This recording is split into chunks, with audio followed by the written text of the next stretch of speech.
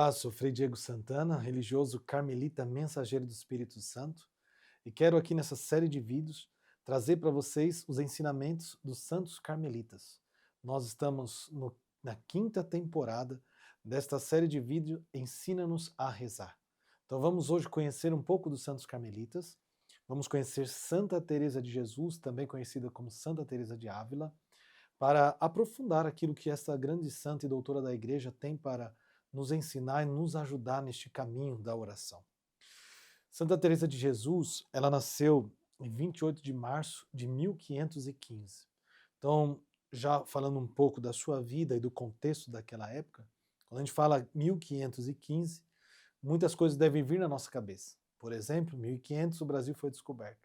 Então nós estamos numa época onde Portugal, Espanha tem uma grande expansão territorial e também aonde o catolicismo cresce, porque descobrindo novas terras, leva-se também o nome de Nosso Senhor. Então um momento de grande efervescência, de crescimento da Igreja Católica, né?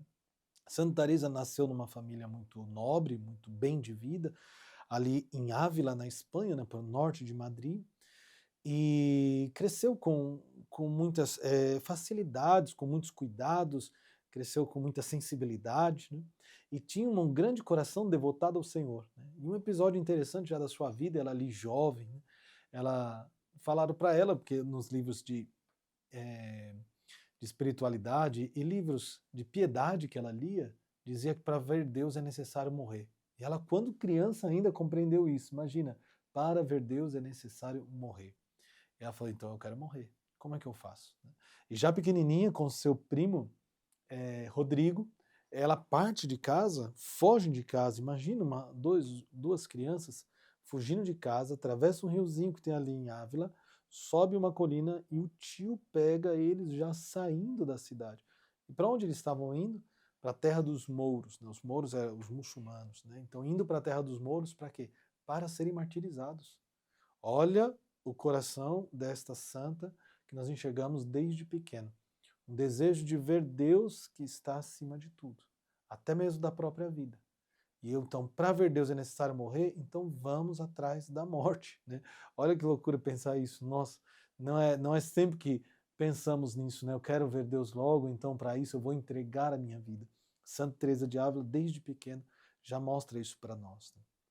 Ela cresce nesse século, mais uma vez, de grande crescimento. 1517, o que aconteceu?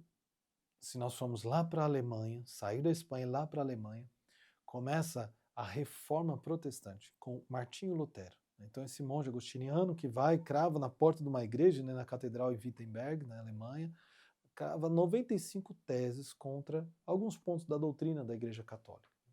Ele vai ser corrigido, não vai aceitar a correção, vai ser excomungado e ali começa então uma reforma. Santa Teresa cresce num ambiente em que a igreja está sendo balançada, chacoalhada, tocada, atacada na sua doutrina, e ela cresce com esse desejo, né, que na época se lia muito romances de cavalaria, né, então tinha aquele desejo, aquele ímpeto de ir ao combate, aquele ímpeto de defender, aquele ímpeto de querer salvar, né, e ela cresce com isso no coração. Depois, lá na frente, nós vamos ver o quanto isso é importante na reforma teresiana. Santa Teresa, mais uma vez, né, crescendo, vai entrar no Carmelo de Ávila, ela entra no mosteiro da Encarnação, ali em Ávila, e vai fazer os seus primeiros anos de vida religiosa.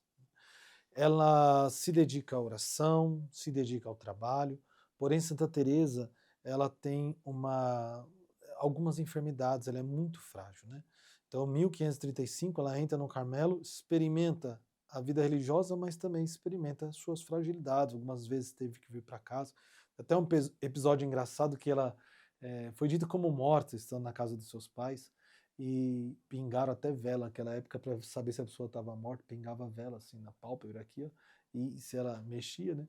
E ela voltou à vida, diz que foi um milagre pela intercessão de São José, uma família muito devota de São José. Santa Teresa ali no Carmelo da Encarnação, ela vive várias experiências, mas ainda tem uma vida com certas facilidades, né? Ela conversa muito, vai muito no parlatório, recebe muitas pessoas no convento.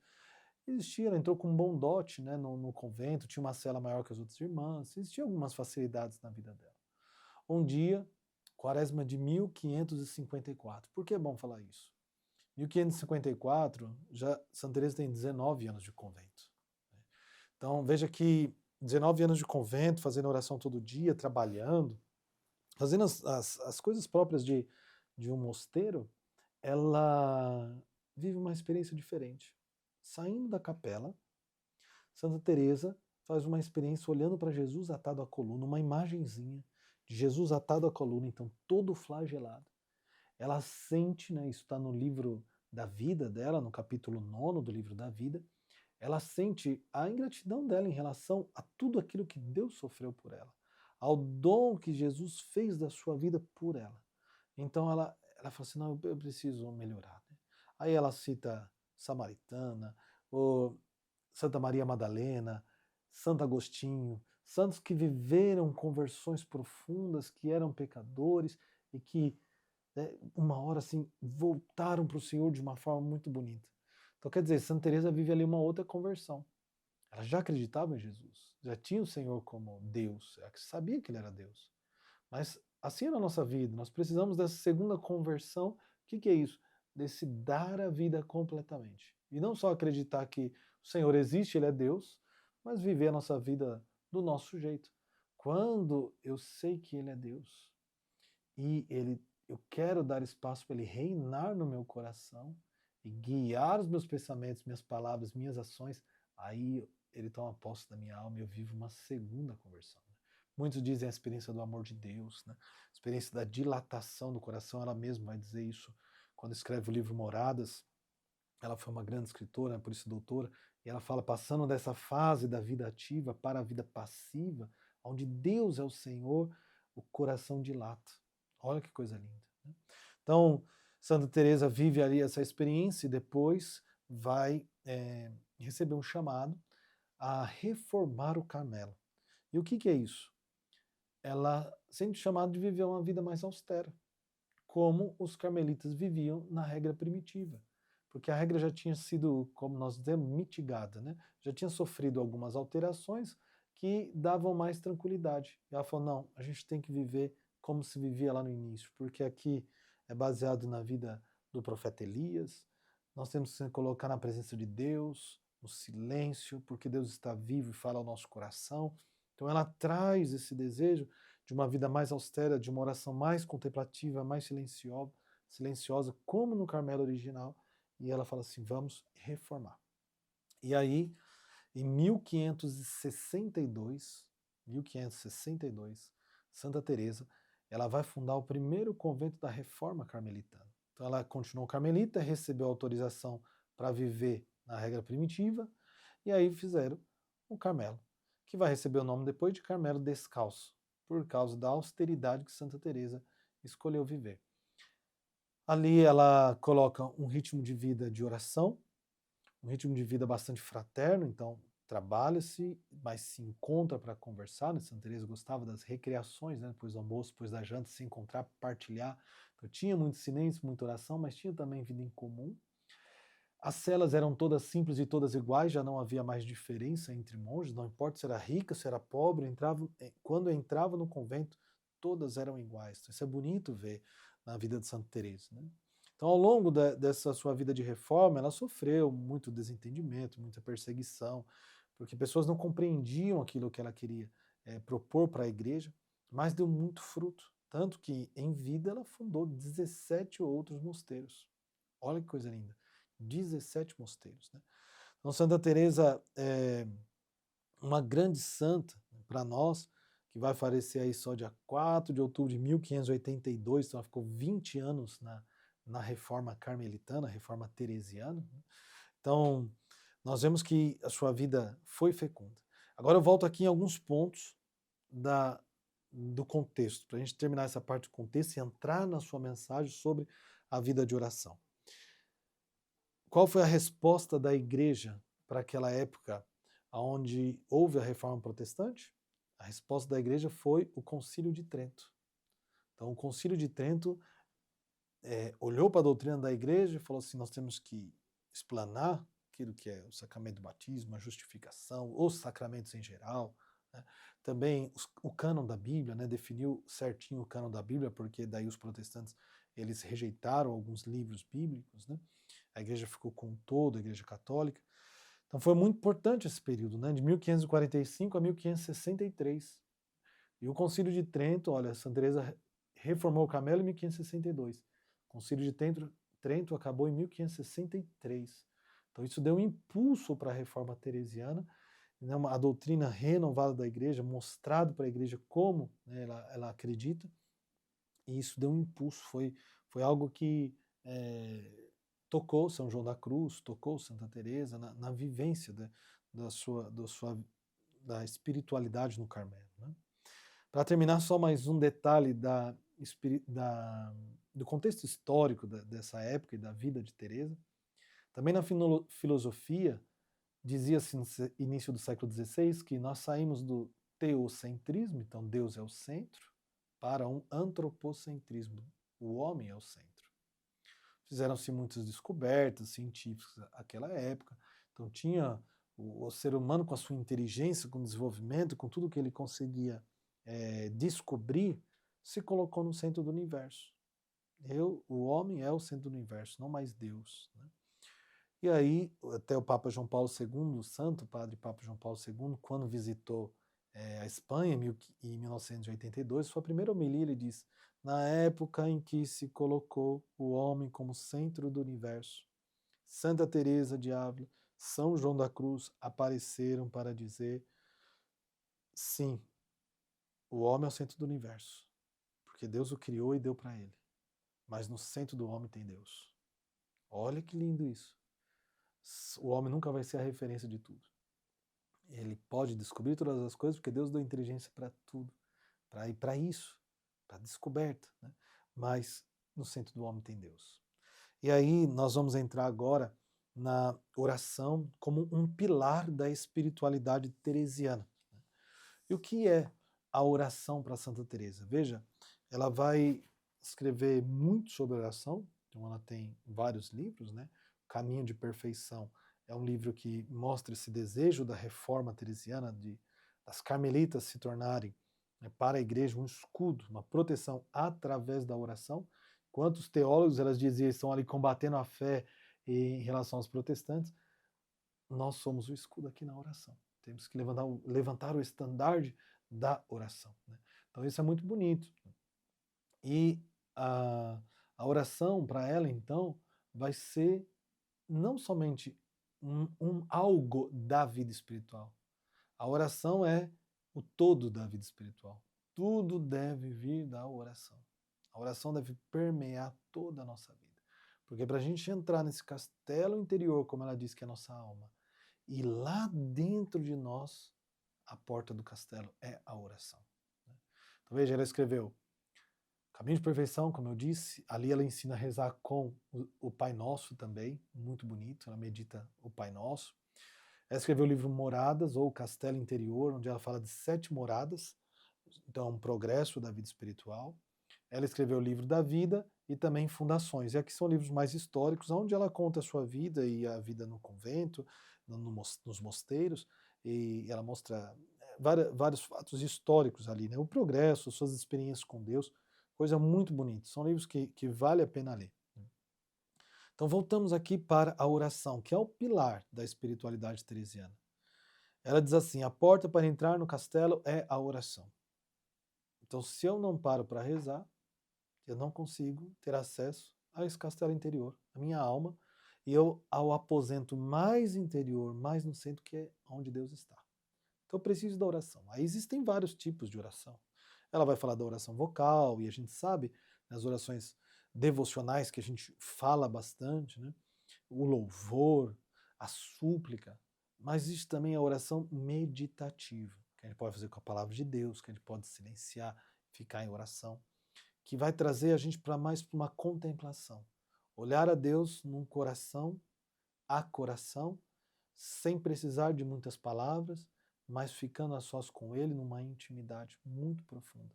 E aí é onde entra a definição de Santa Teresa de oração, que é uma definição muito profunda e ao mesmo tempo muito simples, que pode nos ajudar todos a compreender o que é a oração.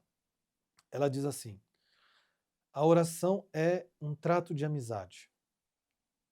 Um trato de amizade, tratar. Ela fala até de comércio de amizade, né? Onde eu dou e recebo algo, né? Onde nos encontramos muitas vezes a sós com aquele que sabemos que nos ama. Então vamos trazer isso para o pessoal, para a primeira pessoa. A oração é um trato de amizade, onde eu me encontro muitas vezes a sós com aquele que eu sei que me ama. Então vamos lá, está falando aqui da oração mental, né? A oração onde eu já paro para refletir, já paro para contemplar, já paro para me colocar na presença de Deus, para imaginar cenas do Evangelho, e depois onde eu silencio. Então são etapas, né? Mas o que é importante? Essa oração que eu vou fazer com o meu coração, mas aqui ó, com a cabeça de fala coração, mas é a imagem do nosso interior, né? Essa oração eu vou parar, porque eu estou diante de um amigo. E eu converso com esse amigo, eu olho nos olhos dele, eu falo com ele, com muita simplicidade. Você complica para conversar com um amigo? Ou você rasga o coração, fala o que vem na cabeça, chora, se alegra, ri? Com um amigo é assim. Se você está com saúde, ela mesma vai dizer no caminho de perfeição. Louve a Deus, pegue lá uma passagem onde ele curou alguém, onde ele multiplicou os pães, você está bem naquele dia, reflita sobre isso e louve. Ah, eu estou mal, estou doente. Pega ali uma cura de um doente, ou pega Jesus sendo flagelado, pega Jesus carregando a cruz, vai refletir sobre aquilo. E isso vai te trazer confiança, você vai suplicar ao Senhor a cura, você vai falar com Ele. Sabe, então, não importa o estado que nós nos encontramos, a situação nossa, estou feliz, alegre, triste, depressão ou super eufórico, em todas essas manifestações da nossa emoção, eu preciso estar na presença de Deus, entende? E como é o meu amigo, ele me entende. Então coloque isso no seu coração. A oração não é algo não é algo complicado, é algo simples. Eu me coloco na presença de Deus como um amigo. Segundo ponto, onde me encontro muitas vezes a sós, com um amigo, com uma pessoa que você ama. O que você quer? Você quer estar sozinho na presença dessa pessoa.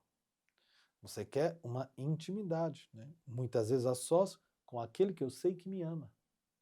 Então, como diz o Beato Frei Maria Eugênio, né, comentando Santa Teresa, para os amantes é necessário a intimidade. Santa Teresinha disse isso numa poesia dela.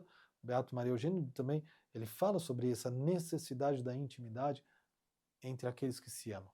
Um casal é assim, mas entre amigos é muito visível isso, né? Quer conversar, quer estar junto, sabe? Precisa de intimidade e abre o coração mesmo. A intimidade, assim, rasga o coração, fala tudo que está dentro, né? Então isso é muito bonito. Agora, encontrar muitas vezes a sós pede o quê?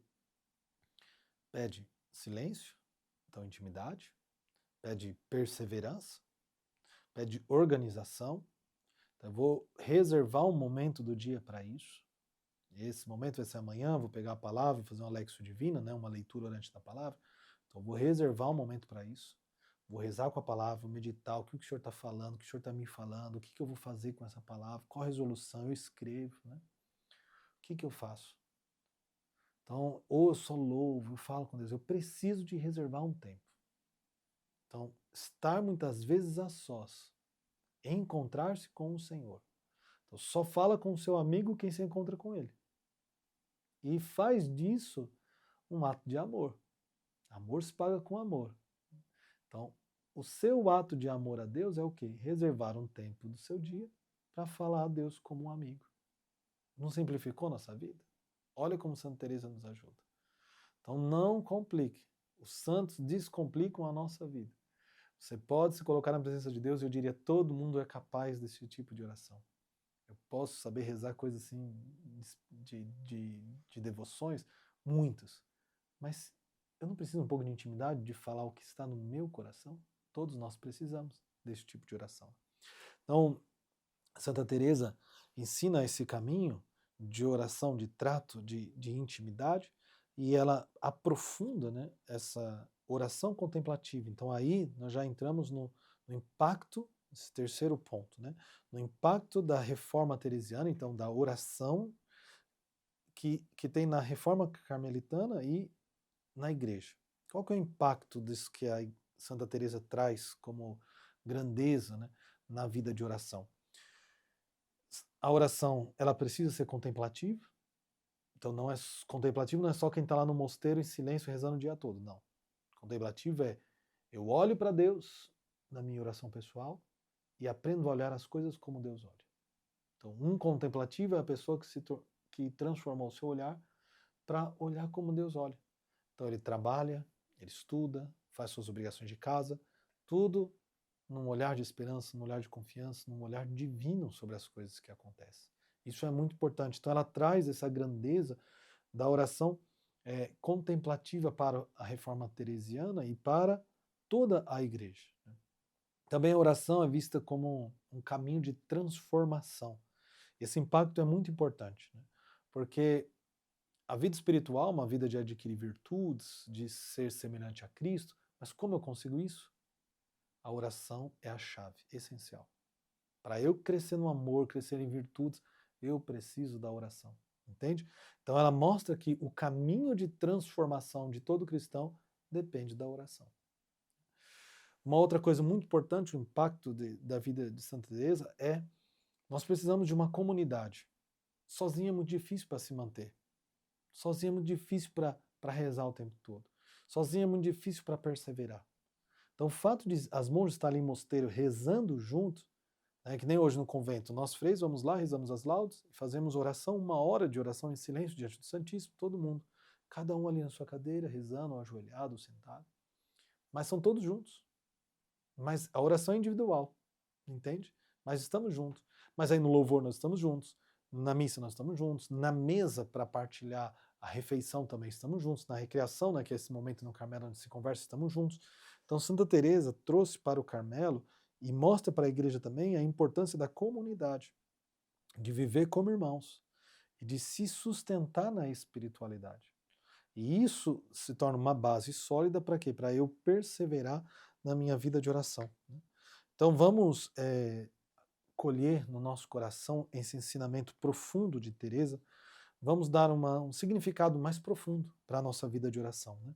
Não é simplesmente fazer um tipo de oração, o que Santa Teresa nos ensina, mas é de fato trilhar esse caminho de união com Deus que vai tocar toda a minha vida.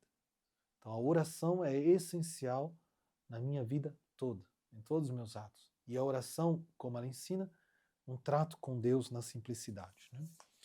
Para terminar, Santa Teresa fala muito também da formação espiritual, da importância. Então a leitura espiritual é o que vai sustentar o nosso coração, o nosso desejo de amar, o nosso desejo de ser santo, o nosso desejo de rezar. Então nunca se esqueça disso. A formação é necessária, seja que você aprende com os outros ou que você aprende no livro. E criar, né, comunidades mesmo de oração. Então não tenha medo de promover isso na igreja, promover isso na família, reze com os outros, reze na intimidade. Tenha o seu momento pessoal, mas lembre, a comunidade é sempre importante. Então, que Deus abençoe todos vocês que estão aqui conosco. Espero que essa partilha sobre Santa Teresa, sobre a vida de oração, tenha ajudado vocês a um pouco se aproximar daquilo que ela ensina. Né? E se você quiser aprofundar, leia os textos de Santa Teresa, que com certeza você vai crescer, né, na compreensão da união com Deus através da oração. Amém? E fique atento que nós vamos ter os outros santos do Carmelo nos próximos episódios para te ajudar a crescer na tua vida espiritual. Deus abençoe.